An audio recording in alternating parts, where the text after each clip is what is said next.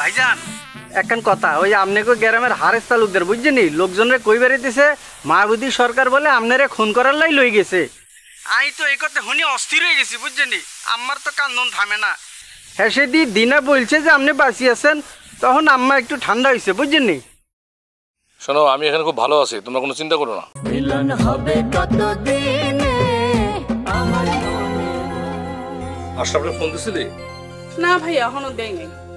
Phone দে, নয়তো tension করবো। আচ্ছা দিতেছি।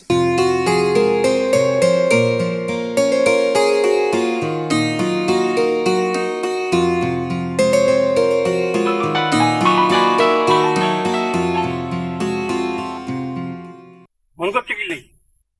হ্যালো, হ্যাঁ চেতনা, আমি ভালো মতো আয়সা পৌঁছাইছি, এটা জানানোর জন্যই তোমারে ফোন দিছি।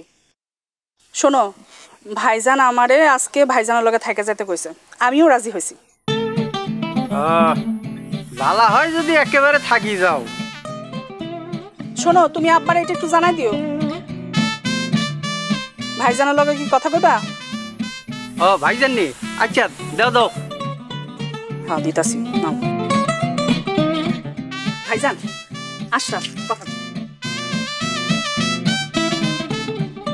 হ্যালো আশরাফ, কি খবর তোমার? যে ভাইজান ভালা, মেলা দিন পর আপনার কণ্ঠ শুনতে পারি আর খুব ভালো লাগতেছে। তাই? যে ভাইজান ভাইজান একখান কথা, ওই আপনাকে গ্রামের হারেস তালুকদার বুঝছেনি লোকজনরে কই বেড়াইতেছে মায়াবতী সরকার বলে আপনারে খুন করার লাই লই গেছে। আই তো এই কথা শুনি অস্থির হয়ে গেছি বুঝছেনি, আমার তো কান্দন থামে না। হ্যাঁ সেদি দিনা বলছে যে আপনি বাঁচি আছেন, তখন আম্মা একটু ঠান্ডা হয়েছে বুঝছেনি। শোনো, আমি এখানে খুব ভালো আছি, তোমরা কোনো চিন্তা করো না। আর শোনো, ডিনারে আজকে আমি এখানে রেখে দিতেছি, ও কালকে যাবো, ঠিক আছে? ভাইজান আপনি যা ভালো মনে করেন, একদিন কিনলে আপনি 2-3 দিন 4 দিনের লেগে রাখি দেন। না না, কালকে সাদেমান গ্রামে ফিরবো, ওর লোকে চলে যাবো, ঠিক আছে?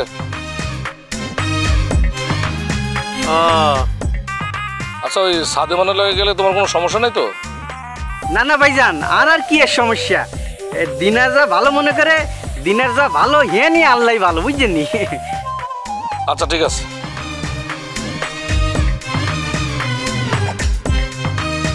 আমি তো ভাবছিলাম আশরাফ বোনের মাইন্ড করবো, কিন্তু মাইন্ড করে না সে। আরে ভাইজান, মাইন্ড সে ঠিকই করছে, কিন্তু তোমার সামনে ভালো মানুষগিরি দেখাইছে।